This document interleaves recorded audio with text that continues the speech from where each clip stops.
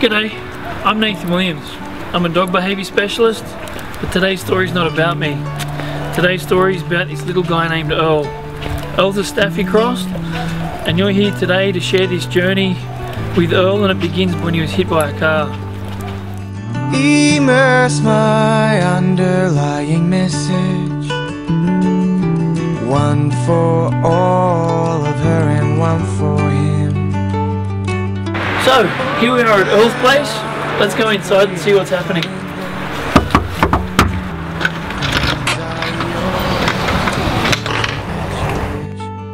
Don't you love it when the rain falls down upon your face like sleeping on a train? When there's nothing else at stake, I'm believing when a song burns and tears my soul apart. But I'll never leave you stranded with your broken down heart, 'cause I love it when it rains.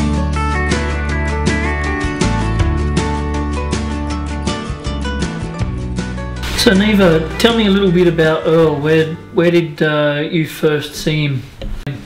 Believe it or not, Facebook. He there's a notice put up on a friend's page asking if anyone knew of him or his owners, because he'd been hit by a car, and the people that found him had taken him to a vet and his microchip details went up to date. So they put everything on Facebook and all different, I guess, social medias, and yeah, I saw him, I rang the vet and offered to fundraise for his care, and yeah, the rest is history, I suppose. Okay, so how did the fundraising go? Fundraising went great. We put a couple of adverts in the Penrith paper, and unfortunately no one came forward in terms of his owners, but we had fundraising from everyone. So we had old ladies go in with $5, and we had people ring up and donating $500, $1,000, which is great because his care was extremely extensive. It was about $22,000 all up at the very end of it. Wow. Yeah. And how was he reacting? Like, what was his behaviour like through this whole process? Very, very quiet. Very, I don't know if humble's the right word, but he was he was just happy, I think, to be alive. And no matter what happened, he just kept taking it. So his, the operation he had, when they opened him up, the vet made a comment that they were elbow deep in him and his aorta was exposed, and they didn't think he'd make it. And every day they had one vet all day and one vet all night stay with him. And wow, yeah, that's a lot of care. So tell me about Earl today. What's Earl like on a day-to-day basis now? What kind of work do you have to do now compared to when he was in quite poor condition? Probably nowadays next to nothing. I mean, compared to what I did do. Obviously I'm working full-time again, which is much better. Very little care now. I mean, we do physio every day. That's purely because we can't really do much in terms of repair for operations for his hips. So he has physio to make sure that any neurological damage is sort of being managed.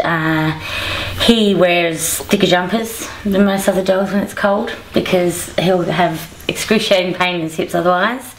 He has special boots for his toes, because he lost those after a bad reaction to a vaccine.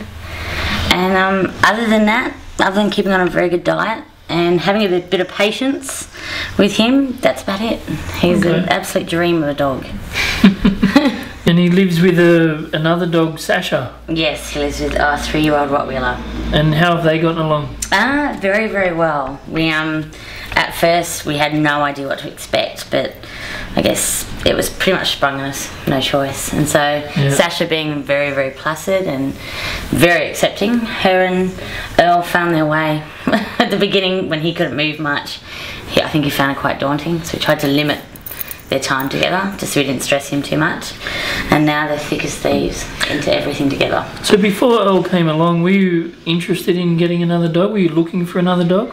No, always done foster work, so do a lot of rescue, and so obviously semi-permanent or very temporary dogs that come in, and so we find forever homes. And you know, I don't know, I think after spending all that time with him and going through so much, you know, spending a lot of nights on the hospital floor with the vets, wondering if he was going to make it, just yeah, I couldn't think of anything worse than parting with him. So yeah, he's here forever now.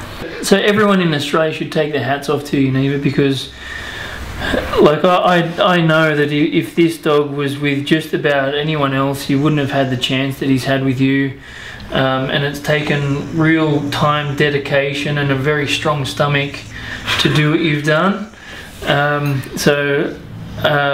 Met myself and I know of everyone else who's been involved in helping Earl, very proud of you. Thanks. I personally think anyone would have done it. I do. Anyone who's ever been faced with something like this, I think the natural feeling is to do what I did. So he's the fighter, he's the one that's made it through absolute hell. I've just given him someone to do it. Awesome. When there's nothing else at stake, I'm believing when the sun burns and tears my soul apart. But I'll never leave you stranded with your broken down heart. Don't you love it when the rain falls down upon your face like sleeping on a train, where there's nothing else at stake. I'm believing when the sun burns and tears my soul apart. But I'll never leave you stranded. No, I will never leave you stranded. I'll never leave you stranded